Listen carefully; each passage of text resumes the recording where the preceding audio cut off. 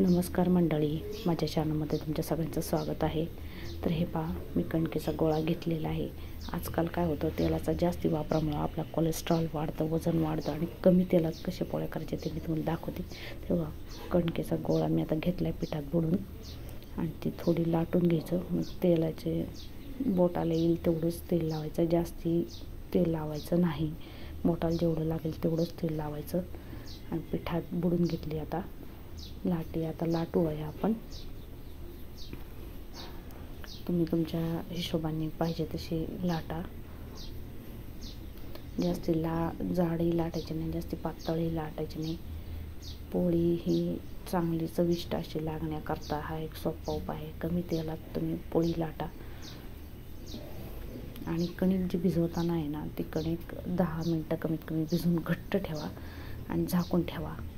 10 मिनिटांनीच पोळ्यांना सुरुवात करा। तुम्हाला किती कामाची गडबड असली तरीसुद्धा 10 मिनटं लाटून ठेवा। तर हे बघा, माझी आता पोळी लाटून झाली। मी थोड्या पोळ्या ज्या आहेत ना त्या मोठ्याच करते, कारण लहान लहान पोळ्या करत बसले तर मग खूप वेळ जातो। मग आपलं थोडंसं मोठ्याच पोळ्या लाटते मी। हे बघा, आता ही माझी पोळी लाटून झालेली आहे। तर आता मी तवा तापवलेला आहे, कडक तवा तापून घ्यायचा। त्याच्यावर तेल बिल काहीही लावायचं नाही, चांगला तापून घ्यायचा आणि जरा कमी करायचा। पोळी हे बघा मी टाकली आहे त्याच्यावर, आता लाटून झालेली त्याच्यामुळे मी त्याच्यावर टाकली। आता थोडीशी फोड यायला लागली त्याच्यावर पहा। तर आता पलटी मारली। काय होतं, हा तवा माझा खूप जुना पण आहे आणि त्याच्यामुळे जरा त्याच्यावर थोडासा राखसुद्धा काळा जमा होत चालला आहे। पण तो तवा मी चांगला घासून कसा एकदम छोट्याशा साध्या पद्धतीने कसा काढायचा, काही त्रास होणार नाही अशा पद्धतीचा व्हिडिओ पण तुम्हाला आणणार आहे।